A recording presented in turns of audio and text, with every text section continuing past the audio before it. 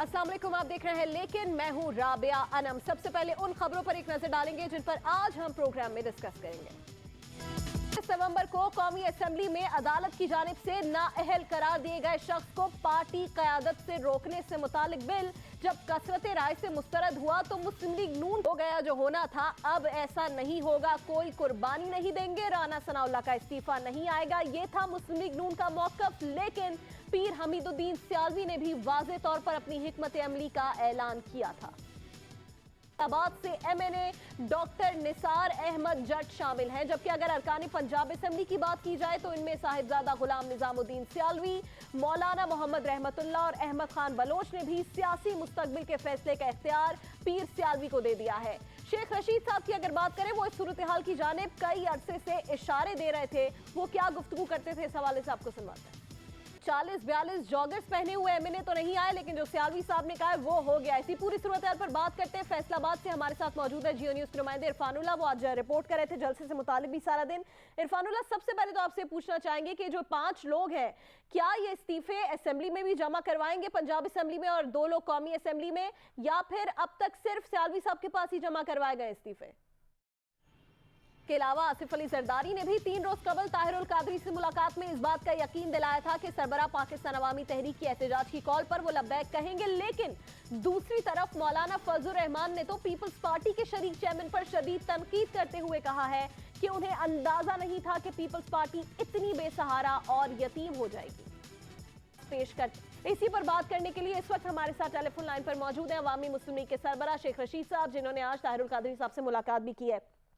शेख साहब, बहुत शुक्रिया लेकिन के लिए आपने वक्त निकाला। सबसे पहले तो आपसे यही कहेंगे कि आप हम बात करेंगे कमर जमान कायरा साहब से, उनसे भी पूछेंगे कि क्या जरूरत पड़ी है पीपल्स पार्टी को, पीपल्स पार्टी जो कि कौमी असेंबली में अपोजिशन की इस वक्त सबसे बड़ी जमात है, कि वो ताहिरुल कादरी के साथ मिले, और अब इंतखाबात में इतना कम वक्त रह गया। बात करेंगे साबिक वजीर इत्तलात और पीपीपी के अहम रहनुमा जनाब कमर जमान कायरा साहब इस वक्त हमारे साथ मौजूद है टेलीफोन लाइन पर। कायरा साहब, जरदारी साहब का ताहिरुल कादरी के एहतजाज की हिमायत करने के फैसले पर फजलुर रहमान साहब भी तनकीद कर रहे हैं, मुस्लिम लीग नून ने सख्त तनकीद की है। आप क्यों समझते हैं कि पीपीपी जैसी बड़ी जमात का कादरी साहब की हिमायत का फैसला दुरुस्त है?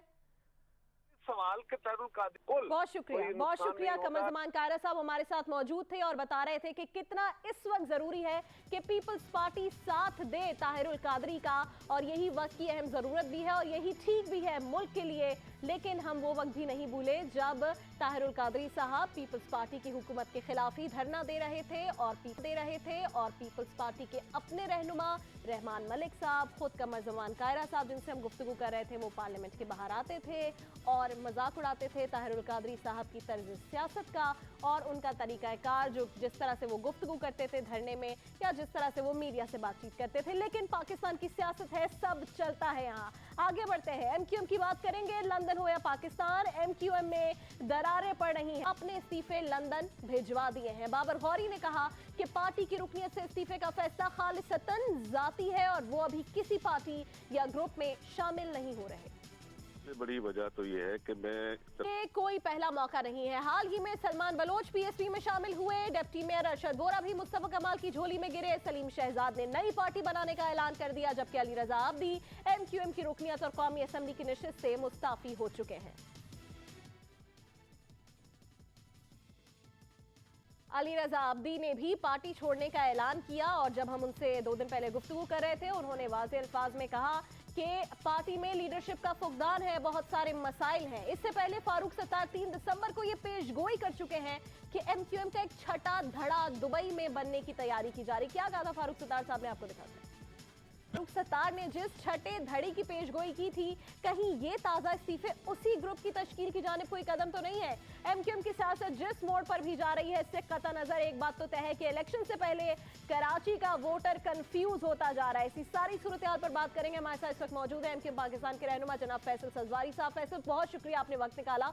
फैसल साहब, हो क्या रहा है ये कि एक के बाद एक इस्तीफा आ रहा है, कभी एमक्यूएम लंदन से, कभी एमक्यूएम पाकिस्तान से, और वो अहम लोग जो एमक्यूएम लंदन में भी थे, वो अब अगर पार्टी छोड़ भी रहे हैं तो एमक्यूएम पाकिस्तान में शामिल नहीं हो रहे। बाबर गौरी तो कहते हैं कि एमक्यूएम तो एक ही है जो लंदन में है, तो क्या आप लोग फेल हो रहे हैं इन लोगों को अपने पास बुलाने में? रबिया, मेरे ख्याल में राज साहब, नैब कहती है कि नया प्रोसिक्यूटर जनरल नहीं है, इसलिए कल जो समाअत हो नहीं उसको मुलतवी कर दी जाए। क्या नैब का ये मुतालबा जायज है? प्रोग्राम लेकिन के लिए वक्त निकाला। प्रोग्राम में आगे बढ़ेंगे। इंतहाई अहम मामला है अब्दुल सत्तार ईधी को।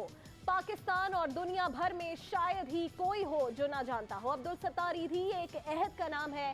ईधी पाकिस्तान की पहचान है। इस फकीर और दरवेश इंसान ने बिला तफरीक इंसानियत की जिस तरह खिदमत की उसे रहती दुनिया ने पूरे पाकिस्तान की खिदमत की। एक दिन भी ऐसा ना था जब ईधी साहब की एम्बुलेंस सड़कों पर दौड़ती ना दिखाई दे रही हो, जब कोई शख्स हो जो ईधी के गेट से वापस ना उम्मीद लौटा हो। तो आज उसी ईधी को आप सब पाकिस्तानियों की ज़रूरत है। और जैसे कि बिल्किस ईधी साहिबा ने कहा कि पाकिस्तान के बच्चे उन्हें मायूस नहीं करेंगे। हर पाकिस्तानी पर फर्ज है कि उन्हें मायूस ना करें। आपसे जितना हो सके मदद करें, यही आज का मैसेज था बिल्किस ईधी की जानिब से भी। और हम पर भी फर्ज था कि हम आज इस मुतालबे को, इस कोशिश को आपके सामने ज़रूर रखें। प्रोग्राम देखने का बहुत शुक्रिया। अपना फीडबैक हमें ज़रूर दीजिएगा। फेसबुक और ट्विटर के हैंडल्स और पेजेस आपके सामने स्क्रीन पर हैं। हमें अपना फीडबैक ज़रूर दीजिएगा। अगले हफ्ते जुमे को आपसे इंशाल्लाह मुलाकात होगी। अल्लाह हाफ़िज़।